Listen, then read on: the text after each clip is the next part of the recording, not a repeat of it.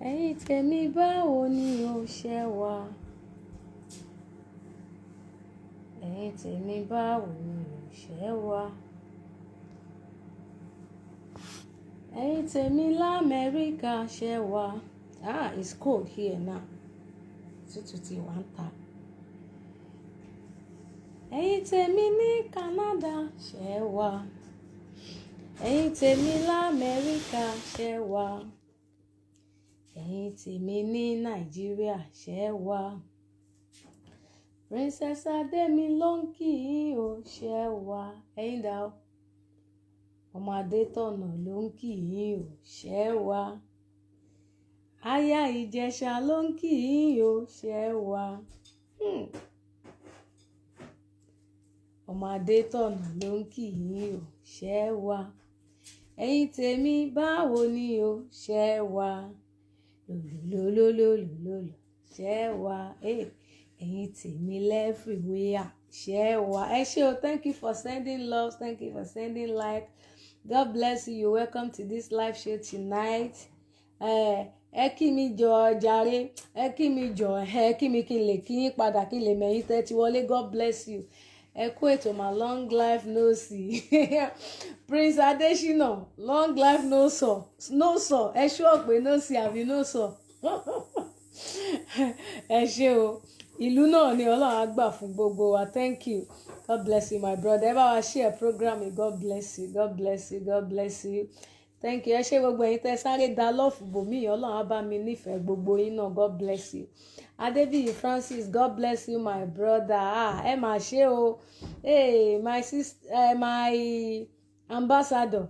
Tí n bá ti rí Bọ́lá máa ń rò pé Bọ́lá Dosu, one of my auntie kan Semperito máa ń rò pé àwọn ni. Orúkọ yẹn máa ń look between. The ambassador of UK. Ṣẹ́yìn náà wá matchmaking wa ni ẹ̀yin ò ti ẹ̀yin ti níyàwó. Matchmaking ni program wa lálẹ́. Ẹ̀yin ti níyàwó, thank you.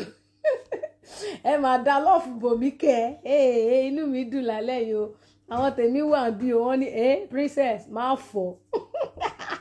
Máa fọ́. Wọ́n ní princess máa fọ́. Ọmọ ìyá mi máa fọ́. Ó yá náà máa fọ́. Okay now máa fọ́. Mi ò fọ́ rárá, ṣe ti gbọ́. Mi ò fọ́ fáwọn ọ̀tá. God bless you. Ademi Francis, thank you, my brother. God bless you. Ẹ káàbọ̀. Mr. Temitope, I love you all. God bless you. Ẹ ṣé. Ẹ bá mi share program. Ẹ bá mi share. Tonight is gonna be a matchmaking program. Single and single mother. Single ladies and single mother, I'm here for you tonight. Please send me your request. Mo wà pẹ̀lú yín. Ẹ̀yin ẹ kàn pè mí, ẹni tó bá fẹ́ pè sí fídíò. Let them see you, how beautiful you are as a lady, you know.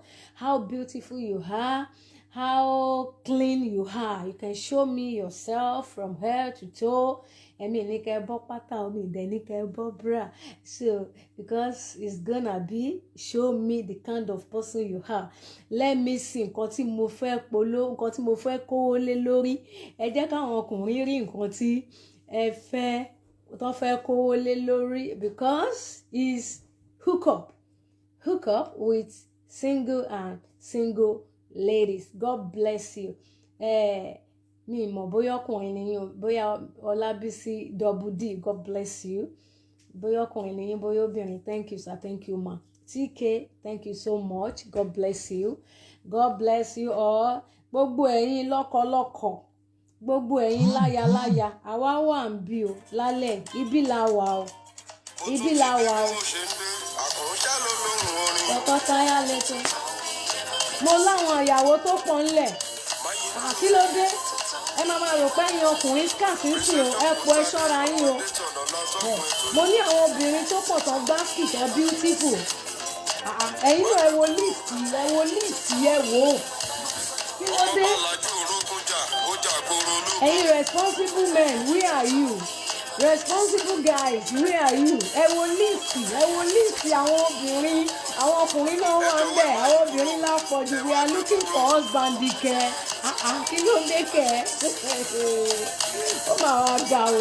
ẹjọ́ torí Ọlọ́run gbogbo ẹ̀yin tẹ́ ẹ bá ti ń báyàwó yín sùn tẹ́ ẹ ti ń pakuru mọ́ báyìí kẹ́ ẹ tó bẹ̀rẹ̀ ẹ máa gbàdúrà wípé ọkùnrin ni o ọkùnrin la fẹ́ o gbogbo ìbálòpọ̀ yìí o ọkùnrin la fẹ́ bí o ọkùnrin la fẹ́ bí o tẹ́ ẹ bá ti ń bí ọkùnrin kọ́kùnrin náà lè pọ̀ o ẹ̀jẹ̀ ń jó bí ẹ̀ wá nídìí ọkùnrin o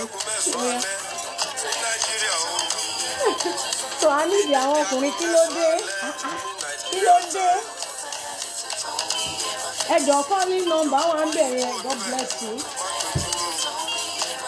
God bless you ẹ̀yin tèmi God bless you God bless you God bless you God bless you God bless you God bless you God bless you ẹ̀yin tẹ́ ẹ̀ ń wọkọ̀ ẹ má wọrí ẹ̀yin ẹ má fọ́ àwọn ọkùnrin wọn kàn ń fọ́nbù ni àwọn ọkùnrin gidi wà ń tà ibi ìbá ilẹ̀ ti máa rá àwọn ọkọ̀ tó gbá ski tó máa dùn yín nínú because the reason is that àwa máa ṣe thoroughly investigation ká tó fún yín lọ́kọ àwọn ò ní fún yín ní ọkọ pa ó lè pẹ́ ṣùgbọ́n ẹ máa rọ́kọ gidi play on ẹ máa rí ọkọ gidi ẹ̀yin ọkọ náà dẹ̀ ni ẹ̀yin ọkùnrin tẹ́ ń disturb mi ẹ̀yin ọkùnrin tẹ́ ń disturb pé princess alpha náà látijọ́ yẹn mi ì tí ì rí ìyàwó gidi náà ó wà à ń ṣe investigation wa dáadáa àwa ń ṣe screening à ń ṣe screening ni calling number nìyẹn o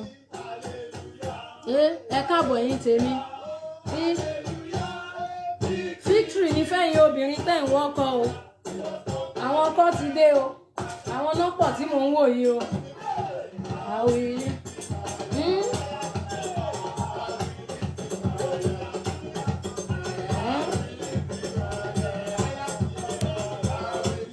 ó ti fún yín ní victory o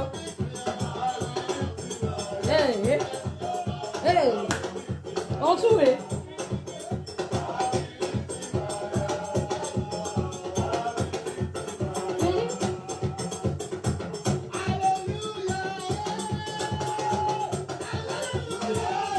Ta ló ń wáyàwó?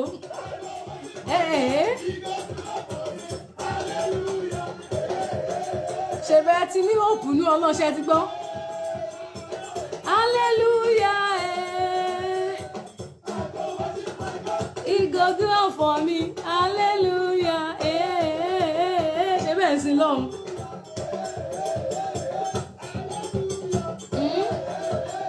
Thank you. Moruba Abiodun.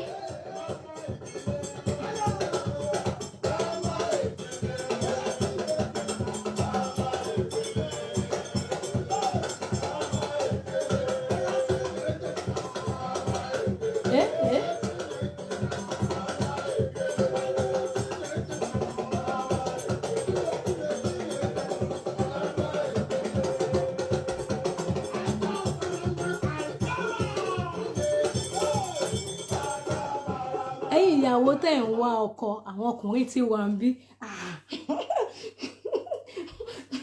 thank you I can see everyone God bless you play on for me jọjẹ njó díẹ̀ sí fáwọn tèmi ẹ share.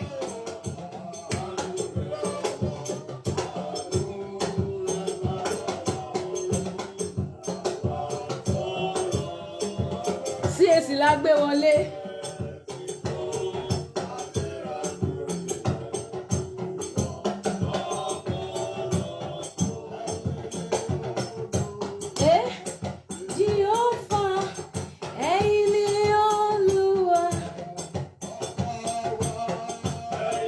Ẹ má fòyà ẹ̀yin oní matchmaking.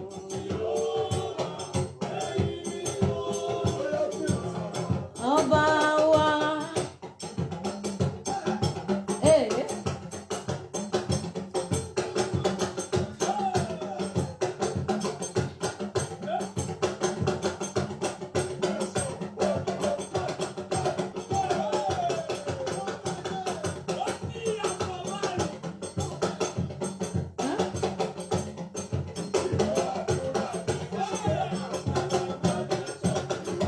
Níwájú Ifá ìjọ tí mo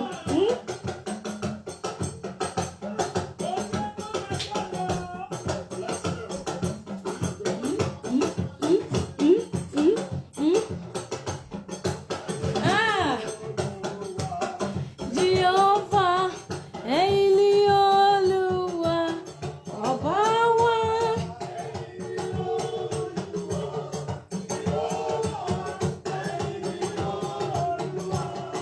ọba mi ò rí kẹ́ bá mi share o tẹ́ bá ti bá mi share ẹ jẹ́ kí n mọ̀. If you know you have shared this program, write share. This is Hookup night.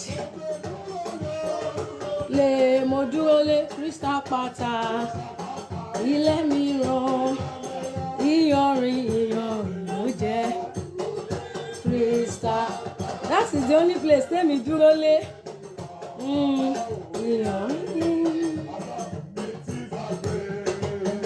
It's okay.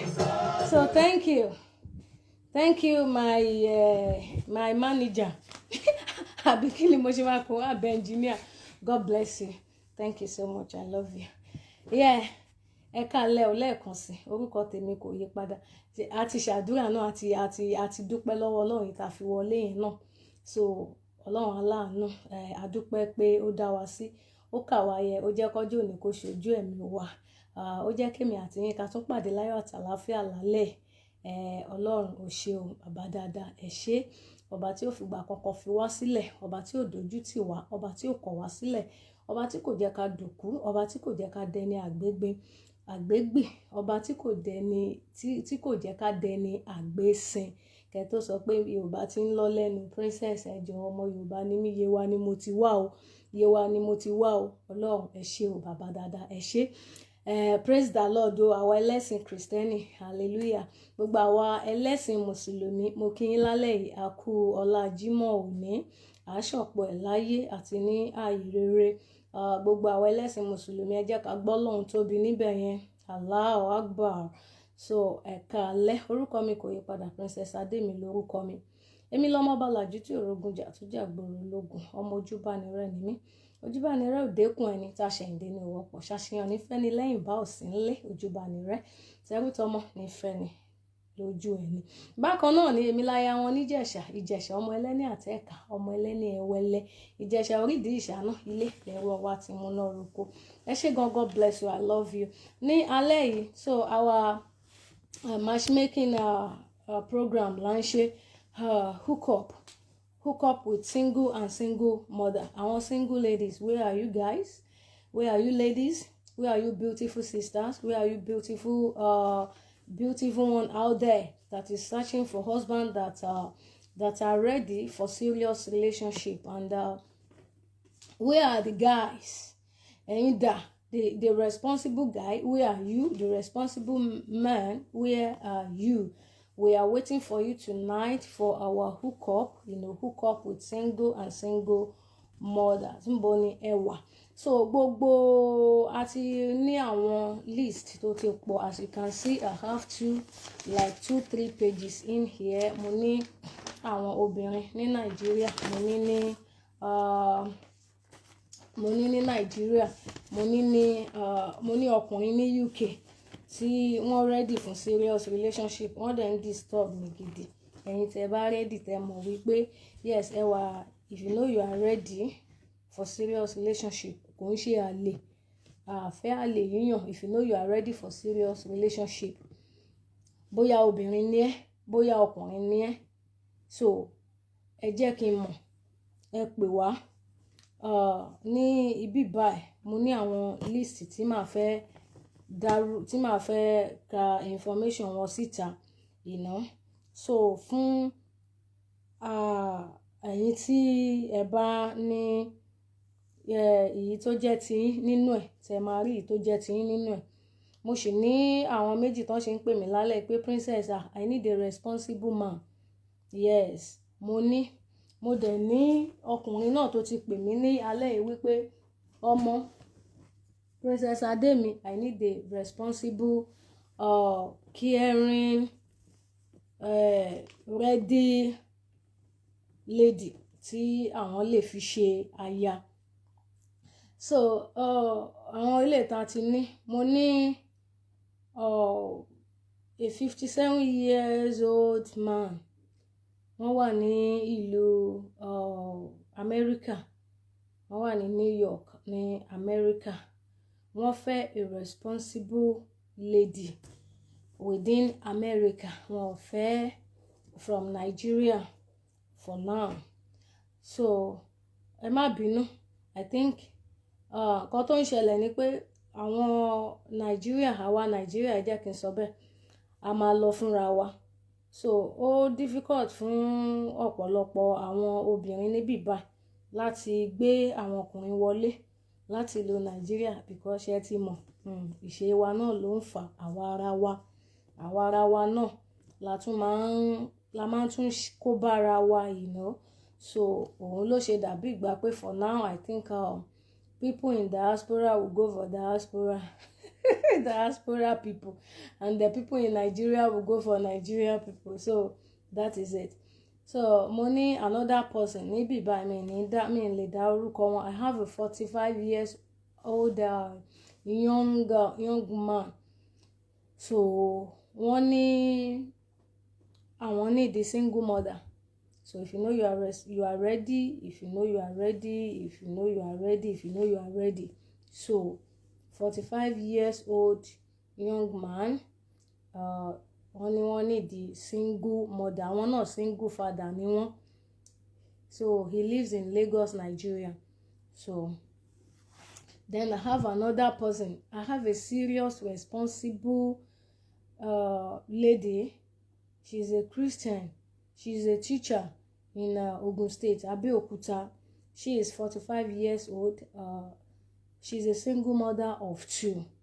In case if you are available, if you are ready for serious relationship, you can get in touch with us with that number pinned down there, +44 744 875 3070. That is our Tokotaya Leto WhatsApp number. That is the number you can use if you want to call us, maybe, or you want to drop your message or voice notes, please. And I have another person here. Is a single guy of 47 years old. Single guy of 47 years old. So he lives in Lagos as well. Then I have another, is a businessman. Before you ask me pé iṣẹ́ kí ló ń ṣe o, princess, iṣẹ́ kí ló ń ṣe, máa bèrè iṣẹ́ tó ń ṣe fún wa afẹ́fẹ́ jìgólò o. Èmi náà ní fún yín ní jìgólò. Ìjọ́ tí wọ́n ti sẹ́ǹsì báyìí pé jìgólò ni wọ́n, àìmọye jìgólò tá ti yọ dànù tá a ka orúkọ wọn síta. Tí wọ́n máa sọ fún wa pé princess Ademi jọ̀ọ́ mo máa nídìí obìnrin. So at the end of the day, irú obìnrin wo lẹ nídìí? Wọ́n máa kà fún mi. I need a responsible lady. I need obìnrin tó ní àyà. Àwọn mi àti ẹ̀tún júwe fún mi pé tó ní àyà bíi ti yìí. Ó ga o. Àwọn mi àti sọ wípé tó ní àyà bíi tèmi. Ẹjọ́ tó lọ́n ṣé mi láyà. Níbo lẹ ti ráyà? Àyàdà ń bí, kò sáyà ń bí. So a ní tó nídìí bíi ti yín. So kí lẹ tún fẹ́ lẹ́yìn yẹn?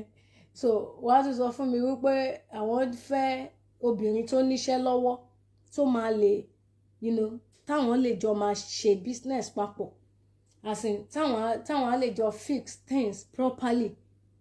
Can you imagine? Ọkùnrin tó wà responsible ló ń sọ yẹn o. Ṣé that kind of ọkùnrin lẹ́yìn fẹ́ kí n fún yín? Ẹ̀yin tẹ́ ẹ sọ wípé princess Ademi, I'm waiting now, how far now? Ṣé irú ọkùnrin yẹn lẹ fẹ́ kí n fún yín? Kò tí ì fẹ́ yín. Which one is wrong number? No. Which one is 70? Wọ́n dé o. Àwọn. Ẹ má bínú jàre. Ẹ wò bọ́n ṣe máa ń ṣe ni wọ́n bá ti wà lé wọ́n máa disturb yàn ni. So ṣé irú ọkùnrin yẹn lẹ fẹ́ kí n fún yín? Ọkùnrin tí kò tí pàdé ìyàwó tó tí match make wọn papọ̀, tó ń béèrè wípé obìnrin yẹn kó níṣẹ́ gidi lọ́wọ́, kó lówó lọ́wọ́. Can you imagine? And you say you are a responsible man. Are you sure you are a responsible man as well?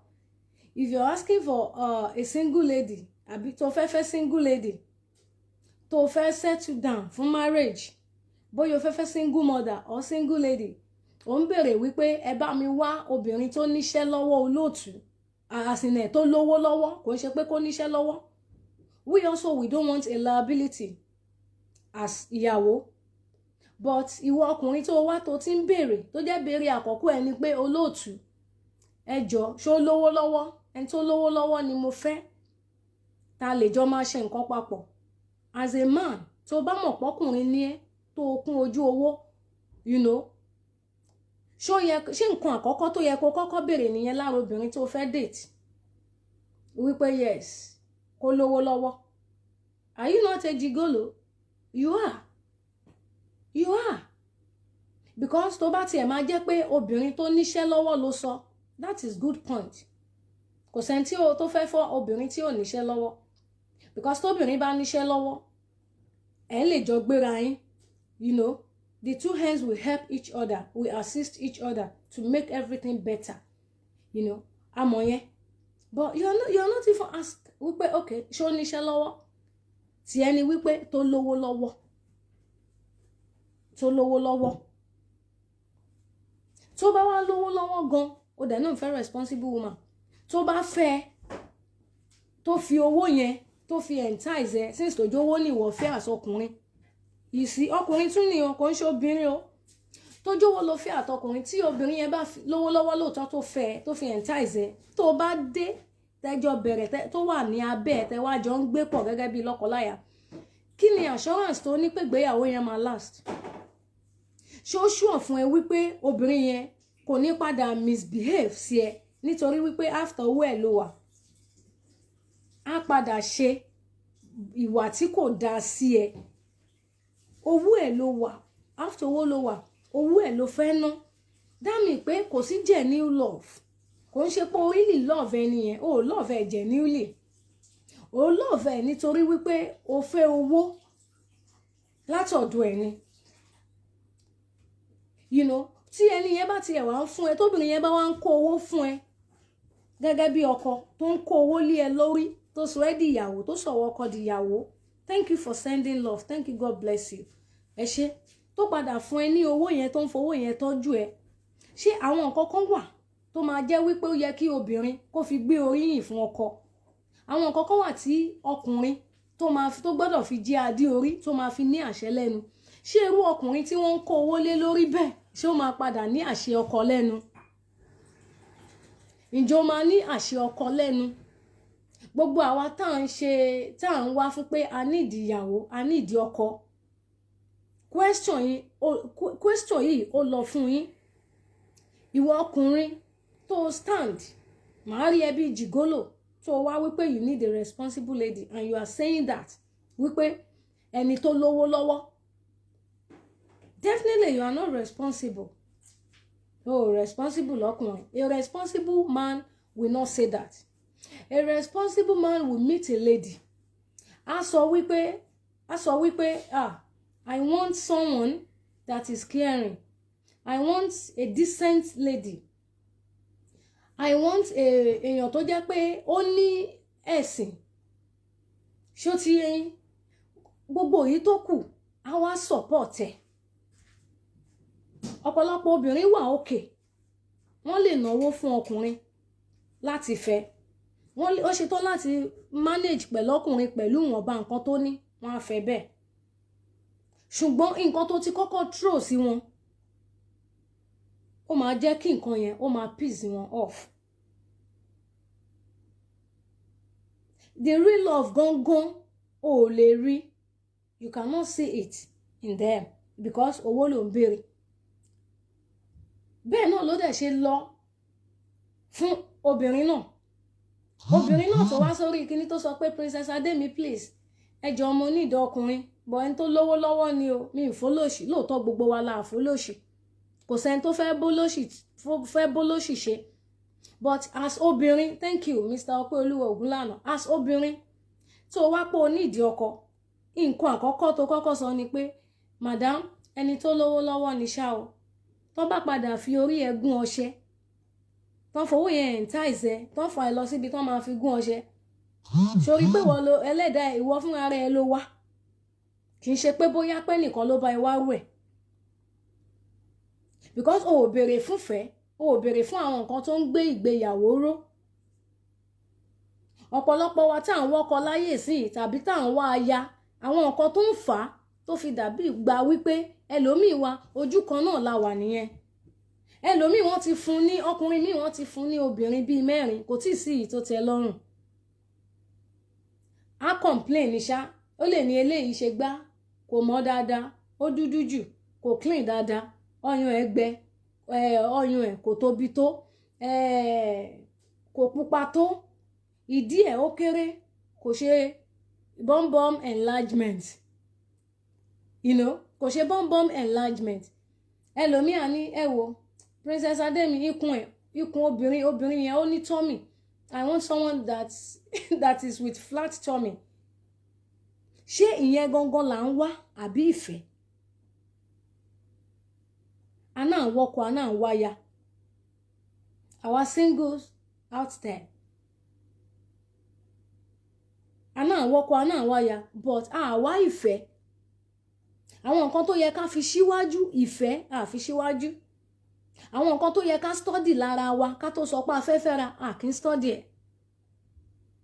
Ọ̀pọ̀lọpọ̀ wa àwọn ọkùnrin àwọn wà fond of mo fẹ́ kó lọ́yàn, mo fẹ́ kó nídìí, mo fẹ́ kó nímú bíi ti Princess Ademi tí kò bá ní open teeth mi like ẹ̀.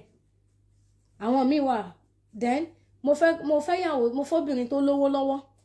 Àwọn kan nìyẹn. Títa àwọn obìnrin ni wípé mi ìfẹ́ kó kúrú, mo fọ́kùnrin tó ga tó dúdú tó síngbọnlẹ̀. There you are. Okay. Mo fọ́kùnrin tó lówó lọ́wọ́ dáadáa mi ready láti bẹ́ẹ̀ ní kankan jìyà cause mi lè suffer pẹ̀lú anybody. Tàwọn obìnrin nìyẹn. So ìwọ tó lè suffer tó lè bẹ̀rẹ̀ from grass pẹ̀lú ẹnìkan.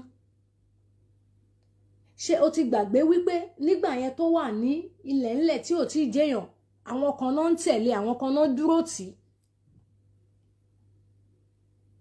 Gbogbo àwọn tó ń fa ohun ọwọ́ mi ò tó tí ọ̀pọ̀lọpọ̀ wa tá à ń fọwọ́ ọwọ́ ara wa fà láyé òde òní nìyẹn. Even to àwọn tí to the married one self ọ̀pọ̀lọpọ̀ nǹkan tó ń fà tí ilé tí kò ṣe tò nìyẹn nítorí wípé kò sí ìtẹ́lọ́rùn. Gbogbo wa pátá àtọkùnrin àtobìnrin kò sẹ́ni tó ní ìtẹ́lọ́rùn. Mo ti rí ọkùnrin tó wá sórí WhatsApp number Tokotaya. Princess Ademi, please I need a responsible lady. Mo ní yẹ. What age? What color? Stature? Ọmọ tó bí? A béèrè. Nǹkan tí màá rí lè béèrè ni pé màá béèrè age. Màá béèrè bóyá ẹni yẹn ti bímọ rí àbí kò tí bímọ rí. Màá béèrè blood group, màá béèrè genotype. Tó bá dẹ̀ jẹ́ pé o jẹ́ divorce man àbí obìnrin, màá sọ fún ẹ pé divorce letter ẹ. Tó bá jẹ́ single person, like single mother or single father, I will ask for your divorce letter. Tó o bá ti lè provide ẹ̀, mi ní bá ẹ ṣe matchmaking kankan bóyá ojú ọkùnrin àbójóbìnrin. Good evening my sister Fadeke. Mi ní ṣe matchmaking lórí ẹ because èmi ò mọ̀ bóyá ẹni tó kúrò lọ́dọ̀ ẹ̀ bóyá kò fi tinútinú fi ẹ́ sílẹ̀, bóyá kò tí ì gbà láti fi ẹ́ sílẹ̀, màá wá lọ connect ẹ mọ́ ọkùnrin kan àbóbìnrin kan á wá padà di wàhálà.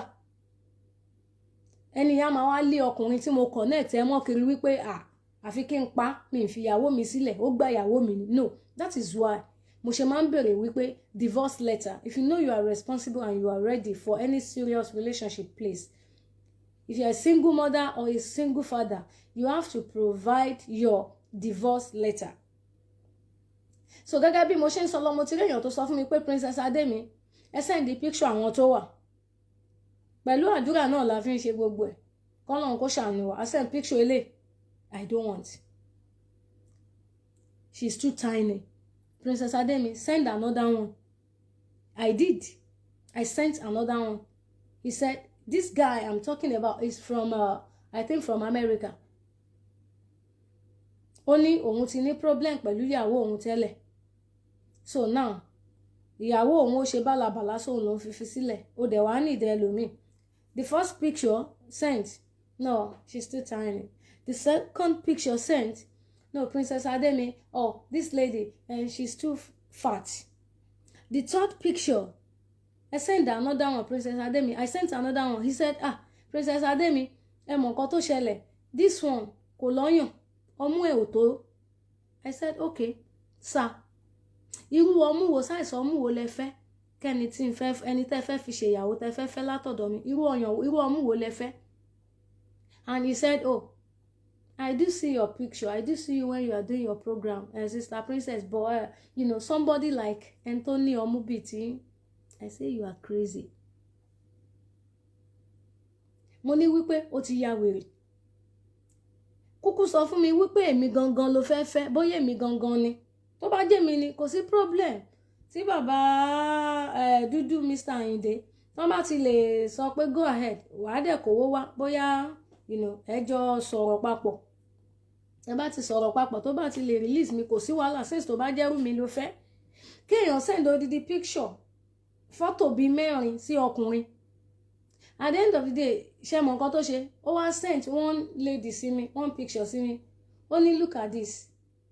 Do you have someone like this? I say if you can get this type of lady, if you can get her picture, why can't you go for her? Why can't you go and get her by yourself? Why are you coming to say you want a responsible lady? Why are you here to say you want a lady that is ready for serious relationship? If you can find this kind of person, tó ń sọ pé o fẹ́ tó ń send picture sí mi pé I should look at this kind of person. Why can't you go and find her? Kó lọ fẹ́. Èèyàn kan nìyẹn. At the end of the day, money, sir. Kí ni problem tó ṣẹlẹ̀ láàrin ẹ̀yin àti ìyàwó yín gangan tẹ́ fi divorce? Although she's from another country, I'm from so. Mo ní mo ti rí problem yín. Ní tẹ́lọ́rùn. Ẹ̀yin tí obìnrin lù, wọ́n padà lura àwọn jáde. Okay, now, obìnrin náà yìí jáde nílùú òyìnbó. Right? Ẹ dẹ̀ wá fẹ́ a responsible lady and you are mentioning all this. Ó gbọ́dọ̀ lọ́yàn. Ó gbọ́dọ̀ nídìí. Mo fẹ́ kó beautiful. Obìnrin mo ní so must it be like, beautiful lady all time. Gbogbo ọkùnrin kọ́ ló kọ orí kóbìnrin fine. Kí ìyàwó tó máa fẹ́ pò máa fine. No. Ṣé irú ẹni yẹn ló yẹ kó tún máa wá beauty? Although my first wife is beautiful, but madam, I need someone that is beautiful, more beautiful than my former wife. Ó dẹ̀ sọ pé òun wá serious relationship. Ó dẹ̀ sọ pé obìnrin kan ti nà ẹ́ jáde nínú ilé rí, ó dẹ̀ sì tún sọ bẹ́ẹ̀. So ready for serious. You yourself, are you serious? Are you responsible? God bless you, Mr. Bankole.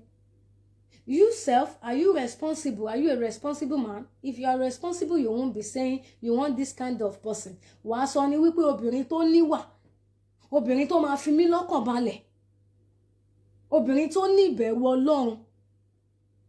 When you say that, yes, a rí àwọn obìnrin kan tó máa wá sórí kíní tó máa sọ pé Princess Ademi ẹ jọ̀ọ́, mo fi ọkùnrin tó ní ìbẹ̀rù Ọlọ́run, tó ní ẹ̀mí Ọlọ́run, tó jẹ́ pé tó ní ẹ̀sìn. Yes. Mo fi ọkùnrin tó ní ẹ̀sìn. Àwọn obìnrin kan wà bẹ́ẹ̀ tó máa sọ bẹ́ẹ̀. A dẹ̀ rí àwọn ọkùnrin míì tó máa wá sórí kíní bí tó máa sọ fún mi pé Princess Ademi mo fẹ́ obìnrin tó ní ẹ̀sìn. Obìnrin tó ṣàánẹ́sìn. Wọn ò sọ wípé tó fine. So ọ̀nà tó ní kálukú wa máa ń fi ń wo máa ń yàtọ̀. Ẹlòmíì believe pé tóun bá rí obìnrin tó bá nẹ́sìn tó ní ẹ̀sìn gidi, kò ń ṣe àwọn ẹ̀sìn oní àfù tá a gé Jésù sí méjì tá a gbé sáyà o. Èyí tí Jésù wà nú ẹ̀ lódidi. Kò dẹ̀ ń ṣe tá a mú ànábì sí méjì tá ti slant ẹ̀ sí méjì tá wá gbé àfẹ́yà tá wá ní Ọlọ́run ń gbénú mi. No, wàá gbé mi lódindi. Irú àwọn bẹ́ẹ̀ yẹn, wọ́n believe pé tí wọ́n bá ríru wọn níyàwó tàbí tán bá ríru wọn lọ́kọ, every other things wọ́n á manage. But ẹlòmíì ò ní ìdí gbogbo yẹn. Mo fẹ́ tó lọ́yàn bíi tiyín, Anthony bíi tèmi. Mo fẹ́ kó nídìí bíi tiyín. Èmi ò mọ̀dí tí mo ní. Ṣẹ́yìn rí mi ṣé mo lọ́yàn? Mi ò lọ́yàn, mi ò nídìí. àwọn nǹkan tó ń fà á nìyẹn tọ́pọ̀lọpọ̀ àwọn obìnrin wa náà tán fi wà lójú kan náà.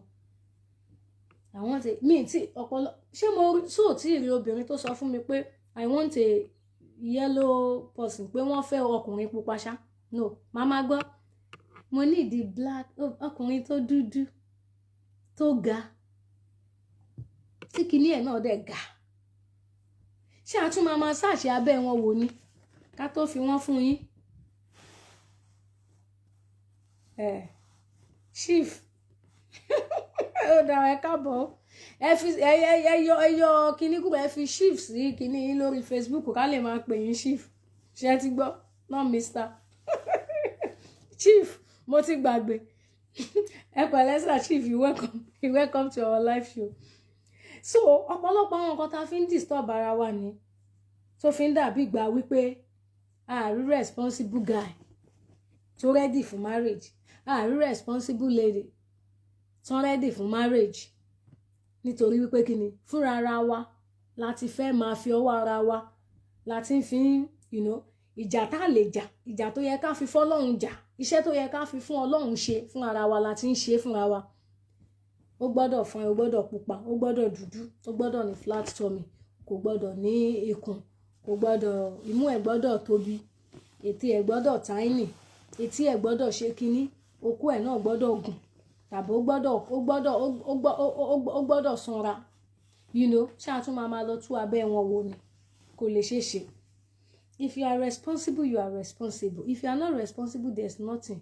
You are not responsible. If you come here to tó bá wá mẹ́sẹ̀jì mi tó ń sọ wípé I need a lady tó ní owó lọ́wọ́ you are not responsible. Mi ní ṣiṣẹ́ yẹn mi ní sọ wàá kàn bínú náà pé mi attend sí ẹni bó bá dẹ̀ jẹ́ obìnrin náà tó wá síbí tó sọ wípé ọkùnrin tó lówó lọ́wọ́ ni mo fẹ́ tó bá tiẹ̀ ti kọ́kọ́ sọ mo ti cancel orúkọ ẹ kúrò because mi ní sọ̀rọ̀ nípa ẹ̀ mo ti mọ̀ pé ìwọ ń tiẹ̀ after owó ni ìwọ wà bóyá tá a bá rí àwọn tí ó jẹ́ pé àwọn tí wọ́n jẹ́ owó làwọn náà wọ́n fẹ́ ná fóbìnrin tán already fún serious relationship tán fẹ́ náwó so kò sí problem à mọ̀ pé yẹn ni wọ́n fẹ́ ṣe because wọ́n ní wípé kinní kan o bẹ́fọ̀n lábàtà ó yọ bẹ́ẹ̀tì ṣómi ló rò pé ó mú kú ni ẹ̀fọ̀n tó bá lábàtà tí wọ́n yọ bẹ́ẹ̀tì bákan ló ṣe débẹ̀ ọkùnrin tó rí tó lówó lọ́wọ́ àwọn kan ni wọ́n wà nínú ayé ẹ̀ nígbà tí kò tí ì sí nǹkan kan tí wọ́n dúró fún níbo ló fẹ́ kó fi àwọn yẹn sí tó fi máa wá jẹ́ ìwọ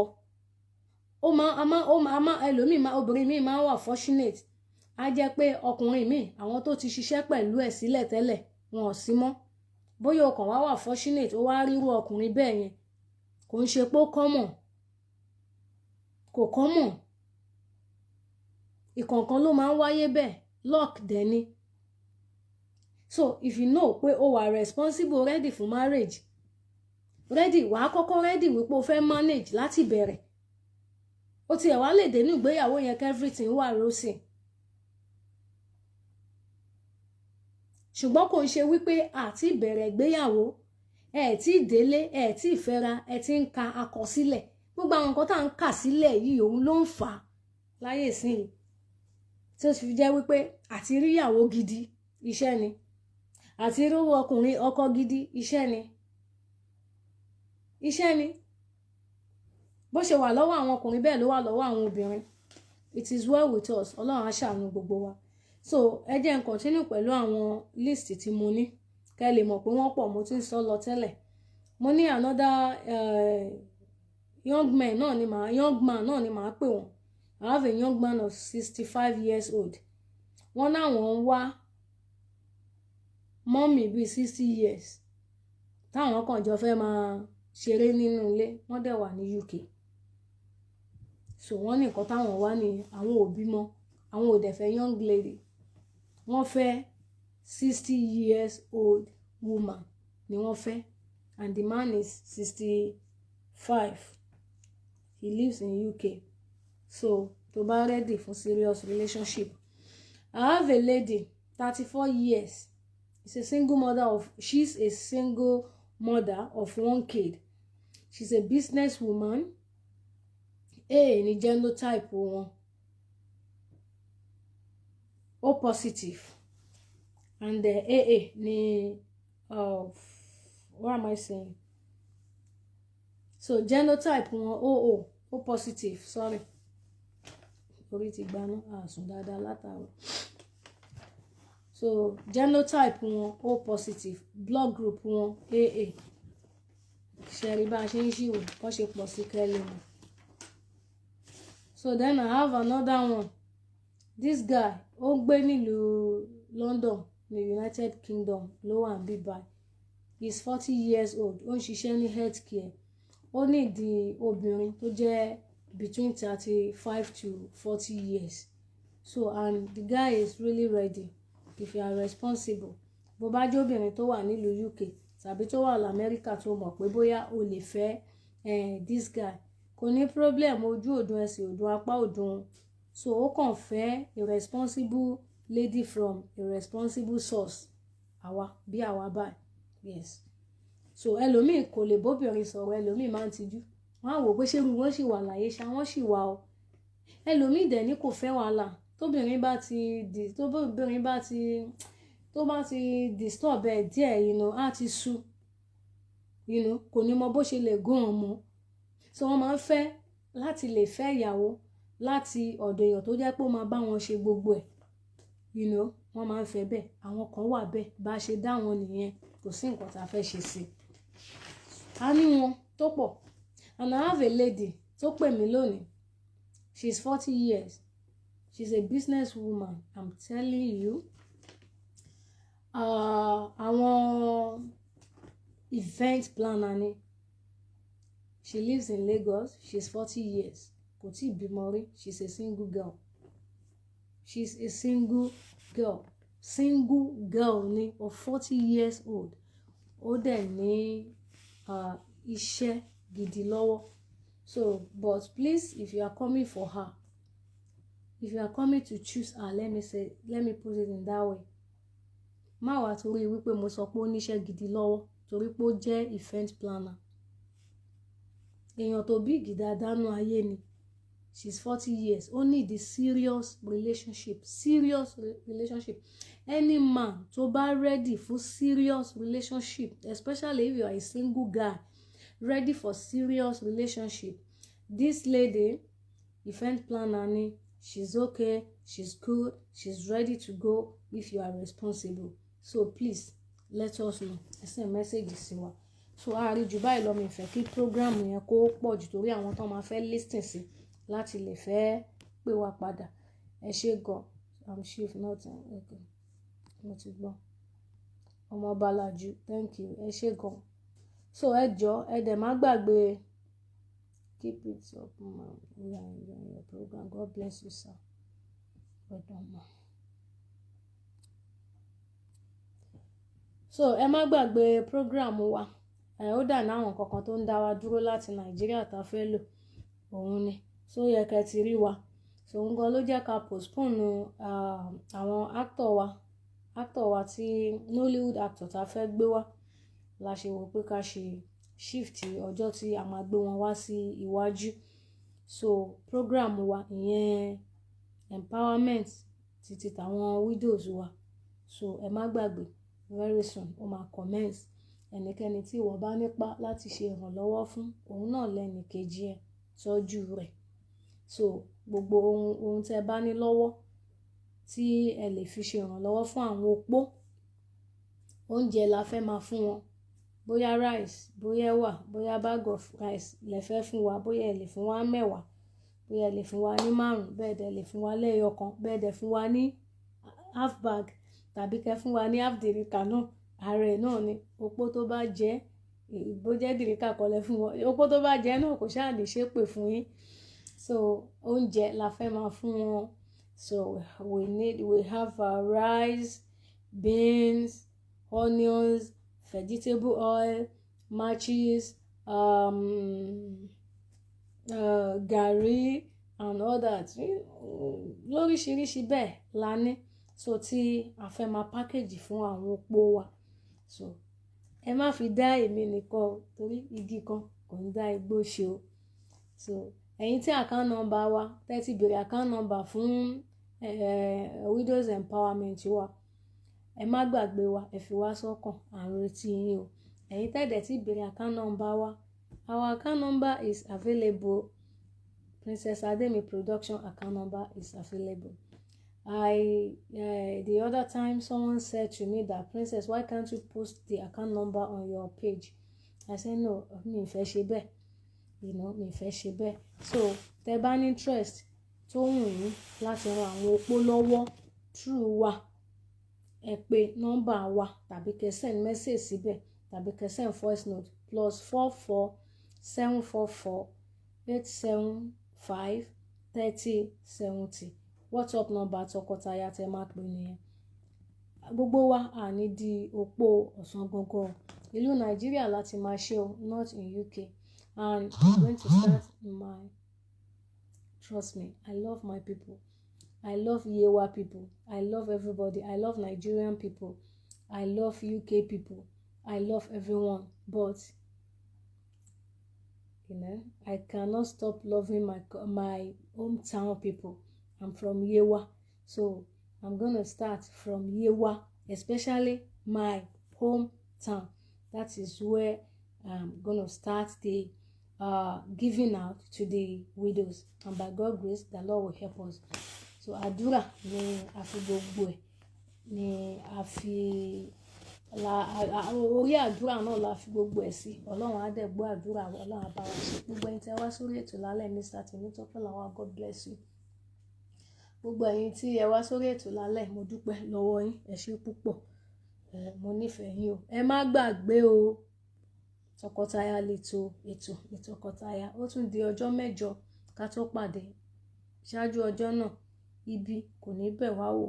Mo dẹ̀ fàsìkò yìí gbàdúrà gbogbo ẹnikẹ́ni nínú àwọn olólùfẹ́ ètò Tokotaya tí wọ́n lè wà nínú àhámọ́. Ọlọ́run aláàánú jùlọ á bá mi fi ọwọ́ agbára ẹ̀, á bá mi fi yọ wọ́n jáde lórúkọ Jésù. Gbogbo ọkùnrin tó ń bẹ lọ́hùn fún aya rere, aya fọkànbalẹ̀, Ọlọ́run á bá mi fún yín ní aya tó máa fi yín lọ́kàn balẹ̀, ẹni tó máa jẹ́ egungun ààyìn lórúkọ Jésù. Gbogbo obìnrin tó ń wá ọkọ alálùbáríkà, mo fàsìkò yìí gbàdúrà wípé Ọlọ́run aláàánú jùlọ á bá mi fún yín ní ọkùnrin tó máa jẹ́ egungun àti yín, tó máa nífẹ̀ẹ́ yín dénú, tó máa fi yín lọ́kàn balẹ̀ lórúkọ Jésù. Mo dẹ̀ gbàdúrà bákan náà fún gbogbo àwọn obìnrin àti ọkùnrin tó ń bẹ lọ́hùn fún ọmọ rere ní agbára Ọlọ́run.